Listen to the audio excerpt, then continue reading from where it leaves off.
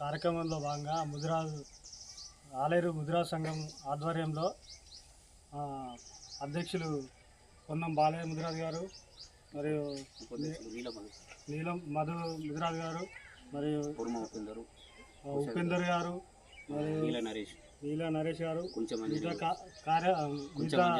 సభ్యులు అందరికీ పేరు పేరున ధన్యవాదాలు. నేను ముదిరాజ్ గవర్నమెంట్ ఎంప్లాయీస్ అసోసియేషన్ రాష్ట్ర కార్యవర్గ సభ్యుగా ఎన్నికైన సందర్భంగా నన్ను పిలిచి సన్మానించడం నాకు చాలా సంతోషకరమైన విషయం. అదేవిధంగా మన ముదిరాజుల కోసం ఉన్న సమస్యలను రాష్ట్ర స్థాయిలో సీఎం దృష్టికి తీసుకుపోయే దిశగా మేము ముందడుగు వేసి ఈ కొత్తగా యూనియన్ని స్థాపించడం జరిగింది.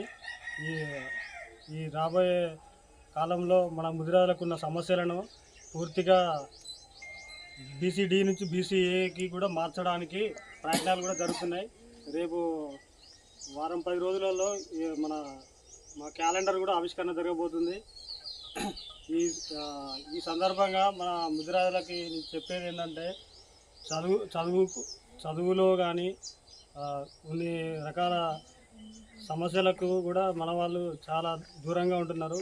మెయిన్గా అక్షరాస్యత లేకపోవడమే దీనికి కారణం. అక్షరాస్యత చాలా వెనుకబడి ఉంటున్నారు. అది తెలియక చదువుకోక ఇట్లా మన ఏదైనా చేయాలన్నా, ఎవరితోటైనా మాట్లాడాలన్నా, ఒక ఎంప్లాయీతో మాట్లాడాలన్నా, లేకపోతే రాజకీయ నాయకులతో మాట్లాడాలన్నా కానీ వెనుకబడి నుండి సరైన అవగాహన లేక కొద్దిగా చదువుకొని వెలుగులోకి వచ్చే టైంలోనే తల్లిదండ్రులు వాళ్ళని ఏదో ఒక వృత్తి మనం చేపలు పట్టడం అని వేరే చిన్న చిన్న జాబ్ల కోసం పంపిస్తున్నారు. అట్లా కాకుండా ఒక ఎంప్లాయీగా చదివి మంచి ఉద్యోగస్తుని ఎదిగి 10 మందికి మార్గనిర్దేశంగా తయారు చేయాలి. ఆ విధంగా ముందుకు పోతూ మనము 10 మందికి సేవ చేసే కార్యక్రమాలను కూడా చేపట్టాలి. నా తరఫున ముదిరాజులకి ఎలాంటి సమస్యలు వచ్చినా కూడా తీర్చడానికి నేను సిద్ధంగా ఉన్నా.